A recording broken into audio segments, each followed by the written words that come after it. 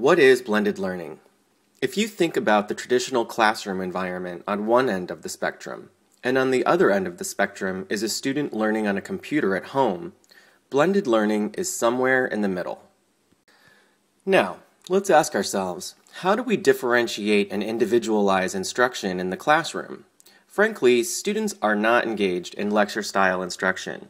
We know that small group instruction, personal learning plans, guided practice, and inquiry-based teaching all lead toward a better and deeper understanding of concepts.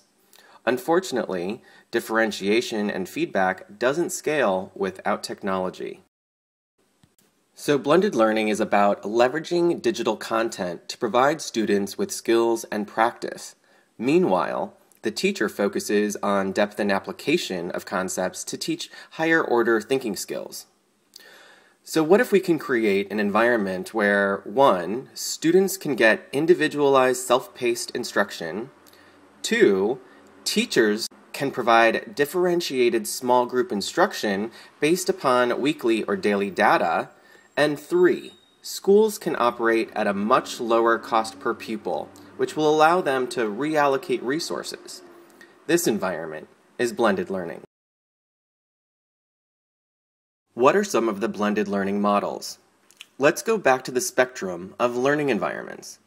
As we see it now, there are 4 models emerging: lab rotation, class rotation, flex, and pod. I'm going to go over each of these now. Lab rotation is where students move in and out of a classroom to a computer lab. Many people seeing this model will think it looks very familiar to a traditional computer lab. However, if you look under the hood, the difference is that in a lab rotation, the data from the content in the learning lab informs the instruction in the classroom. In a class rotation model, students are broken out into smaller groups. So a class of 30 may be broken out into 4 small groups. Every 20 minutes, the groups may rotate between stations. 1 station is with the teacher.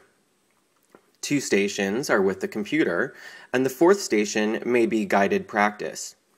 In this environment, a teacher has the ability to monitor the whole class, manage behavior, and maintain the class culture.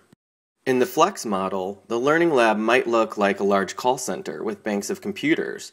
Around the edges of the lab might be smaller breakout rooms for classes.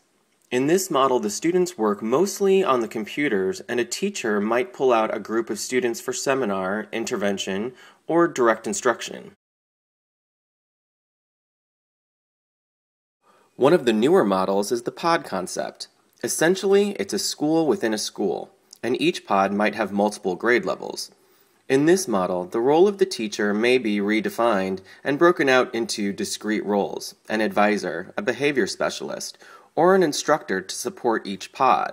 All of these models are rethinking the traditional school, giving students more control over their learning and providing students with targeted instruction.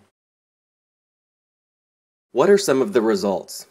From a student perspective, students are more engaged using online content versus paper and pencil practice worksheets. They like getting real-time feedback and knowing where they stand at any time. Students can control how fast or slow they need to go through a lesson. In these schools, we see students accelerating past the skills for their grade level, and this is what we call unleashing their learning velocity.